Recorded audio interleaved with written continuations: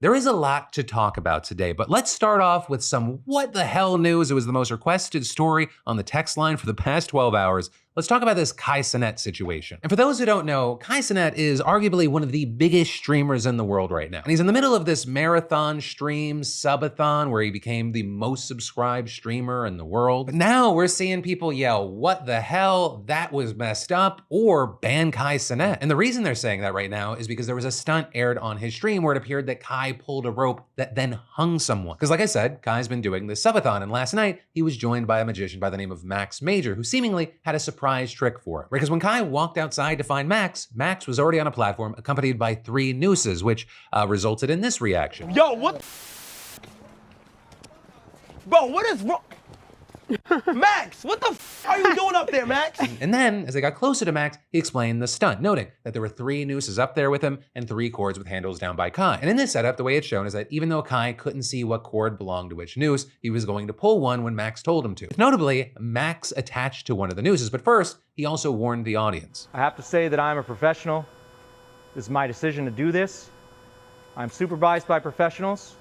We have emergency personnel standing by, and that absolutely no one should try anything like this or anything dangerous at home. They then do a pull test where Kai pulled one of the cords to see what would happen, and sure enough, one of the nooses goes up. But then after that test, Max putting his head through one of the nooses, and with only 2 cords left to pull, it seemingly meant that there was a 50-50 shot that Kai was gonna pull the one that Max was attached to. And initially with this, you have Kai seemingly getting worried. If I kill you, I go to jail, right? Bro, what the No! Everyone in Kai's group also appears to start getting uneasy with the whole thing, but Kai did as Max instructed and pulled one of the handles. And as it turned out, he pulled the one that Max had put his head in. So Max goes up into the air for a few seconds, but his crew then quickly dropped him down and got him out. Now with that, the reason I'm describing it rather than showing you is I do not think I can or would want to show you someone getting hung by a noose. But in the aftermath, what we saw and what I can show you is Kai's reaction. What the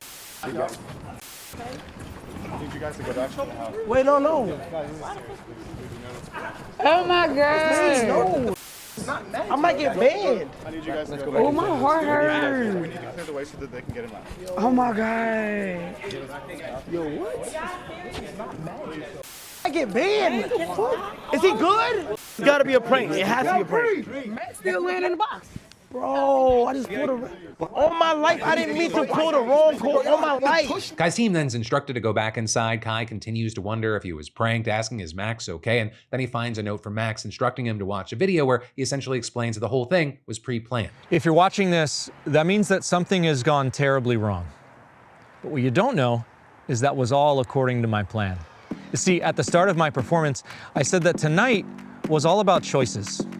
But not just the choices that you made tonight, the choices that you've made since the day that we met. Well, all along, I planned to influence you to make the wrong choice, and I knew you'd pick the red handle. You then see Kai seemingly worried he was gonna face a ton of backlash, and he definitely did. With people generally thinking prank or not, whether Kai knew or not, he shouldn't have let this whole thing happen. With people writing things like, it doesn't take a genius to know once a man was on a stage with a noose around his neck, you probably shouldn't continue with the stunt. No matter if the magician tricked him or not, there comes a point you need to use logic in your brain and call things off. I'm not saying Kai is a bad guy, but he needs to be held accountable. And Cenat had someone almost break their neck for his enjoyment, and his first words are, I might get banned. Right, and this is people saying that because of this and other recent controversial elements of his stream, he should be banned, with other creators like XQC even chiming in. It's just weird. Imagine inducing like mental torment on people like, oh dude, you pulled the wire and you just killed somebody.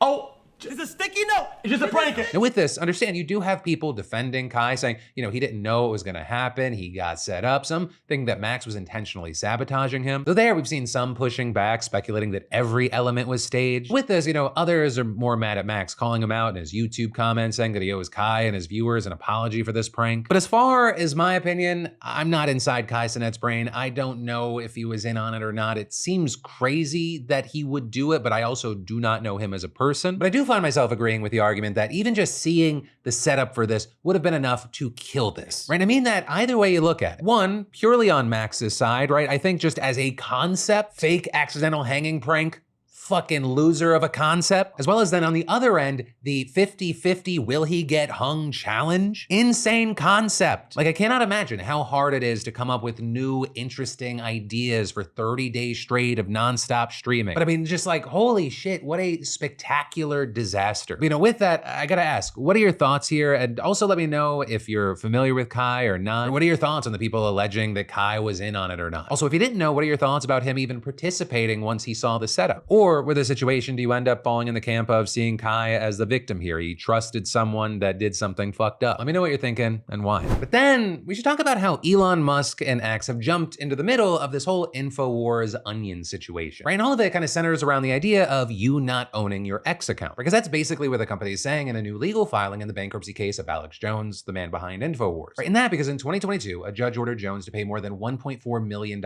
in damages for falsely claiming the Sandy Hook mass shooting was a hoax, with him then quickly filing for bankruptcy. And then this month, the Onion buying InfoWars at a bankruptcy auction with the backing of Sandy Hook families. And the Onion, which is a satire news publication, saying that it would turn the site into a parody of itself. Except that sale, it's not final yet. You have Jones and his backers alleging that the sale was a result of fraud and collusion. With, for example, the other bidder, a company that runs a website selling nutritional supplements in Jones's name, they pointed out in an emergency filing that it offered $3.5 million in cash. The Onion, they only offered $1.75 million. Though notably there, the auction process approved by the judge did not require the company to be sold to the highest bidder, saying instead that the trustee could reject the bid that was, quote, contrary to the best interests of the Sandy Hook families. And in this case, the trustee reportedly determined that the creditors ended up significantly better off under the Onion's bid, with one of the reasons being that the majority of Sandy Hook families were willing to pass on their share of the sale proceeds. Right? Instead, they would take a percentage of future revenues from the new InfoWars, leaving more money for the others to get right now. And that's without mentioning that Jones would then not be able to keep InfoWars, which I imagine is an upside for all, if not some of the families. But in any case, right, Jones's side has also taken issue with other aspects of the sale as well. And with that, there will be a hearing in December with a judge saying that he may decide to approve the sale, order another auction, or hold additional hearings. And this is he also may weigh in on what assets can be sold, right? And that is where Musk and X come in. You see, because when we're talking about the sale of InfoWars, or technically its parent company, Free Speech Systems, we are generally talking about all of its assets, the physical studio and its equipment, but also less tangible things like its video archive, website, and social media accounts. But regarding social media accounts, you have X now saying that Alex Jones, InfoWars, really nobody else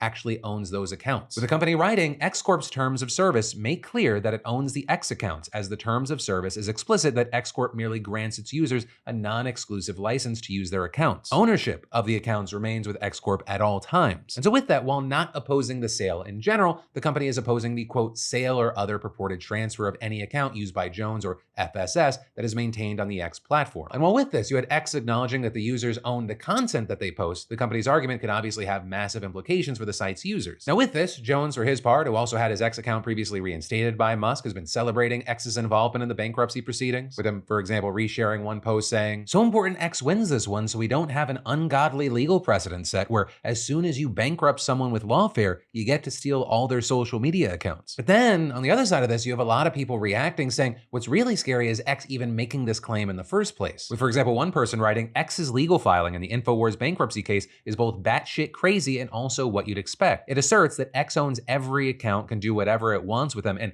can inject itself into legal proceedings that have nothing to do with Twitter. And another saying his claim that users only have use of their accounts would mean, according to Musk, he owns all government and lawmaker X accounts. Gives a person pause. But for now, we're gonna have to wait to see how this legal battle plays out, both regarding the specifics around X as well as just the general thing. And in the meantime, of course, I'd love to know your thoughts in those comments down below. But then, taking a quick break from the news, you know those people in your life who seem to have everything and are really tough to shop for? Well, Bokksu, our amazing sponsor, is an unforgettable gift for the person who has it all. And it's not just snacks. Bokksu is a Japanese snack box that works with small family businesses across Japan to deliver a new theme of hand-picked treats every month. It's like gifting an edible journey through Japan. And the first box, Seasons of Japan, highlights the best snacks and flavors from all 4 seasons. I mean, trust me, it is packed with deliciousness. And actually, let me tell you about a couple of my favorites. The Sakura Mochi, for example, subtle sweetness with a cherry blossom aroma. It's kind of like biting into spring. And the Yokohama butter sandwich cookies, it is buttery perfection that melts in your mouth. And I mean, we've even gifted Bokksu to friends and family before, and it's always a hit. I mean, even unboxing it is an experience in itself, connecting over new flavors and learning about Japanese culture. Each box even includes a booklet with details about the snacks and their origins. So if you want to wow someone this holiday season or just treat yourself, use code DeFranco for $15 off your first Bokksu order. It's a gift that they'll remember in a good way. But then we gotta talk about this major showdown going down in North Carolina. Because yesterday, the state's Democratic governor, Roy Cooper, vetoed a hurricane relief bill bill passed by both chambers of the GOP-controlled legislature. Which of course brings up the question of why the hell would the governor veto legislation that would help his state continue to deal with the devastation brought by Hurricane Helene? And well, as it turns out, it's because the hurricane relief is just a small part of what the proposal would do. Because despite the fact that the legislation was titled as a disaster relief bill, just 13 of its 131 pages actually deal with storm relief. Now, it allocates an additional $252 million for hurricane relief, and while that's on top of the roughly $900 million the lawmakers had already put towards recovery, that total was still less than a third of the $3.9 billion that Cooper had asked for. And even then, it's not like the money is going out the door immediately. Instead, it's just being shuffled to a rainy day fund that won't be accessible until the General Assembly appropriates it. Right, and so all of that then brings us to the question of, well, what does the bill actually do then? And as it turns out, a bulk of the bill would actually strip the state's incoming governor, Josh Stein, and other key Democrats of their power. And the timing here is super important because while the governorship is just being passed from one Democrat to another, this move is coming as Republicans in the legislature are expected to lose their veto-proof supermajority. And also I say expected because there are still some close races undergoing recounts. Now that said, while the Republicans will still be able to maintain a strong simple majority, this loss of a slim one-vote supermajority means that they will not have enough votes to override the Democratic governor's vetoes, which is a tool that they have used numerous times during Cooper's term. Or in other words, when Stein assumes office, he'll have more power to keep the Republican agenda in check, which one is exactly why the GOP is trying to limit his authority, and two, why they are doing it now, while they still have the ability to override Cooper's veto. And what we're seeing is that among other measures, one of the most significant provisions in this bill would take away the governor's ability to appoint members to the state board of elections, right? Instead, giving that power to the incoming state auditor, who just so happens to be a Republican, with him then widely expected to create a Republican majority on the panel, which is currently controlled by Democrats. This legislation would also seriously undermine the governor's ability to fill vacancies on the state court of appeals and Supreme Court, and this by making it so that he can only choose candidates approved by the political party of the outgoing judge, a move that'll prevent Stein from appointing Democrats to fill any future openings on the Republican-controlled state Supreme Court. But again, all of this as Stein is not the only top Democrat that this bill targets. The proposal would also ban the state's incoming Democratic Attorney General from challenging laws passed by the Republican legislature. It would also bar North Carolina's Democratic Superintendent of Public Instruction from appealing decisions by a state board that reviews charter school applications. With then all of that on top of a host of new election restrictions, including some that would make it harder for voters to fix errors with their mail-in ballots. Which is why with all of this, you have a lot of Democrats slamming the measure as a blatant power grab. Others also condemning Republicans for trying to hide all of this behind a hurricane relief bill, accusing them of politicizing essential aid for their own political gain while also failing to actually provide adequate resources. And that last point is actually something that's been echoed by Republicans who represent some of the areas of Western North Carolina that were hit the hardest by the hurricane. And in fact, 3 Republican House members actually voted against the measure, with one explaining, "I didn't see anything in there that really did a lot for Western North Carolina. I'm not sure why it had disaster in the title, and I even asked that be removed." With him adding, "I am not going to vote for something that when I get home and go to the grocery store at 9 a.m. the next morning, that if someone asks, I can't explain what I did and what the bill is going to do." And it's insanely significant that 3 Republicans voted against this bill, because it could mean that those same members would not support a veto override. Because the current Republican supermajority is so slim, they need every single member to vote in favor of overriding Cooper's veto. And so with them not having a lot of time to whip up those numbers, it's unclear if they're going to be able to accomplish this. But one way or another, we will know soon, and the impact will be huge.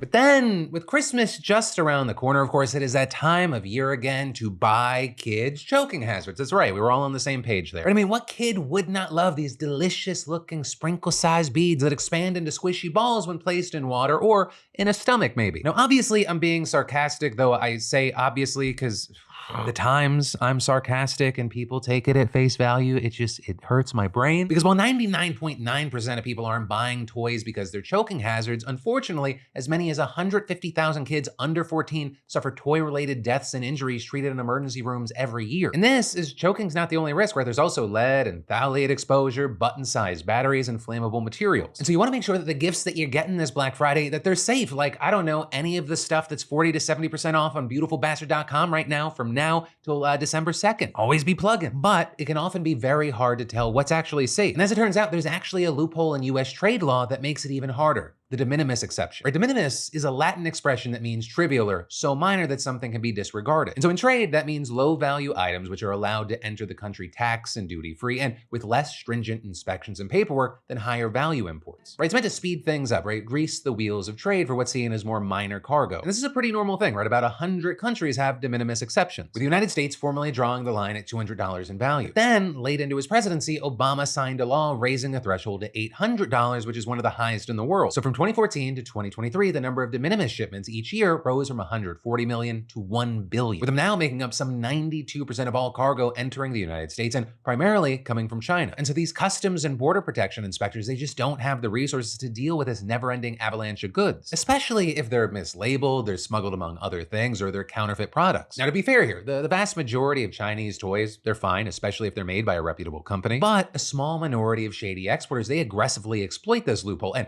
not just to sell toys, right? They use it to smuggle in everything from narcotics precursors and weapon parts to illegal meats and clothing made with slave labor from Uyghur Muslims. Hell, just last year, someone tried to ship a disassembled helicopter from Venezuela to Florida by squeezing each part through the de minimis loophole and labeling the whole thing as personal effects. And so one of the questions we get is, what can we do to fix this? And well, just first of all, the government needs to act. Whether that means more tightly regulating de minimis shipments, hiring more CBP inspectors, or penalizing online retailers who distribute unsafe products. But in the meantime, especially as the holidays approach, there are several things that you can personally do to keep yourself and your family safe. First, try to buy through retailers or other trusted middlemen who vet products before selling them to you. Second, if you are going to go straight to the source, only buy from companies you know are reputable. Third, resist the temptation of rock bottom prices, unless they're rock bottom prices at beautifulbastard.com, because they can often be too good to be true, unlike ours. 4, just because you see something on social media, an advertisement, or online marketplace, that doesn't mean it's credible. 5th, check if a product has been recalled by the US Consumer Product Safety Commission. 6th, check if it has reviews on the saferproducts.gov site. And 7th, closely examine labels and packaging to make sure that you're getting the real thing and not a counterfeit. And then, once you've done every single one of those things because the system in place has failed you,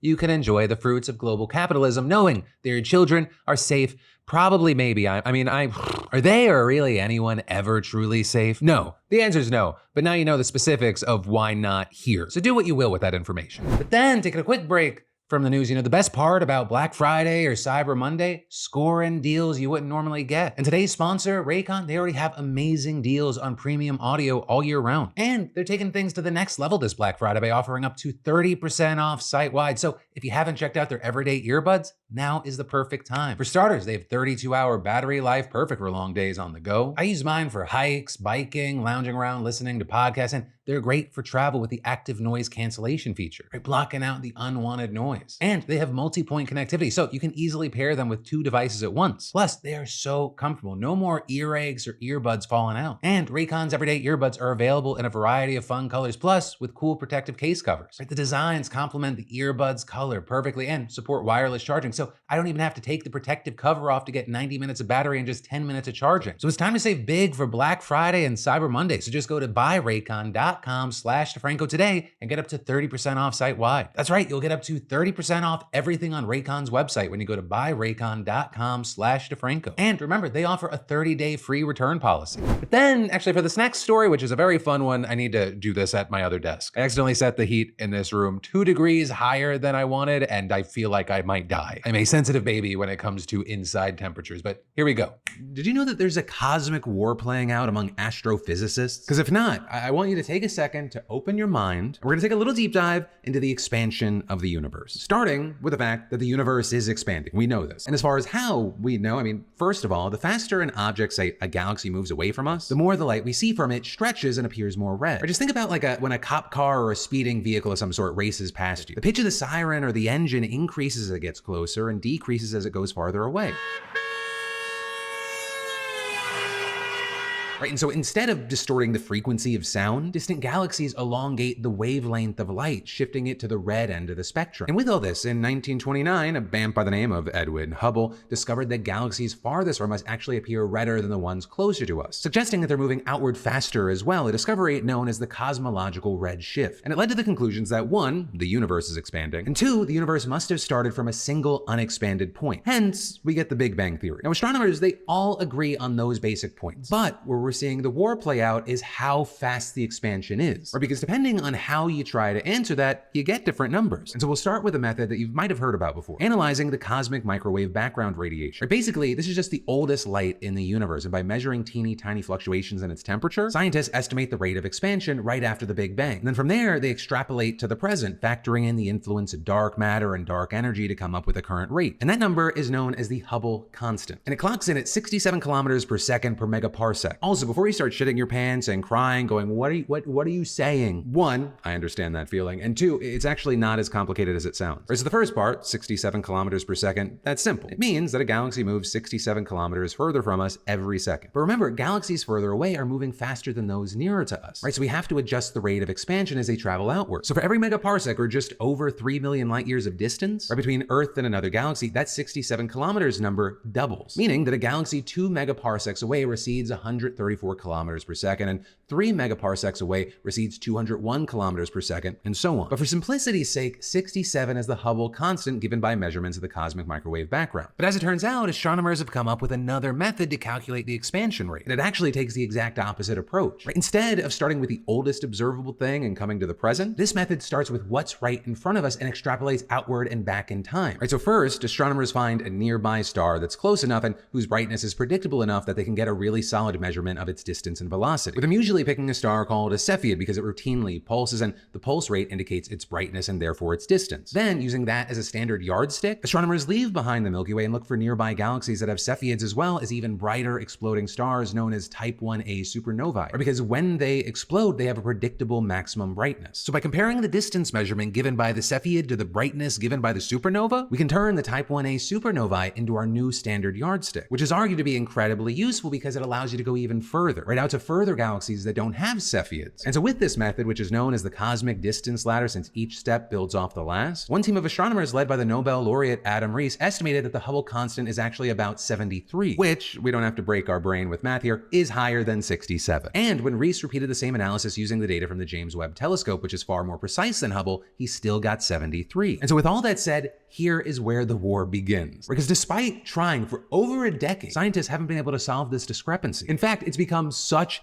a problem, it has gotten the name the Hubble tension. And with this, another figure taking the role of Rees's arch nemesis, Wendy Friedman. Because in 2019, she and her own team of astronomers put forth another Hubble constant using an altogether different method. Because they examined red giant stars, which peak at the same predictable brightness at a certain point in their evolution. And according to those measurements, the Hubble constant is actually just under 70. So yeah, right in the middle of the tension, which just raises more questions than it answers. But then in August of this year, Friedman's team took another shot at it, this time combining 3 different methods together. First, measuring Cepheid stars, then measuring red giant stars, and then measuring a new type called carbon stars, which have constant colors and brightnesses in the near infrared spectrum of light. And so by using these methods independently, but within the same 10 galaxies, Friedman hoped to cross-verify them against one another. And their estimates for the Hubble constant ranged from 68 to 72, with their measurements for the red giants and the carbon stars agreeing very closely to about 1%, both differing from those of the Cepheids by 2.5 to 4%. Though then putting all the numbers together, the team arrived at a Hubble constant of just under 70, which notably falls within the margin of error for the estimates given by the cosmic microwave background method. Or in other words, Rees's numbers are possibly wrong. But we saw Rees shooting back at Friedman's paper, criticizing it for analyzing too small a sample as supernovae, but then Friedman in turn criticizing Rees's method, arguing that the crowding of many stars close together could throw off measurements of the Cepheids, to which Rees responded that his team found no evidence of any such crowding in the data that they used. But Friedman argues back that crowding might have more prominent effects at larger distances than the ones studied by Rees. And so back and forth they go, big brains just battling it out, bickering about the fundamental nature of the universe. And all of this as meanwhile in 2019, a third team at UC Davis tried a totally different method called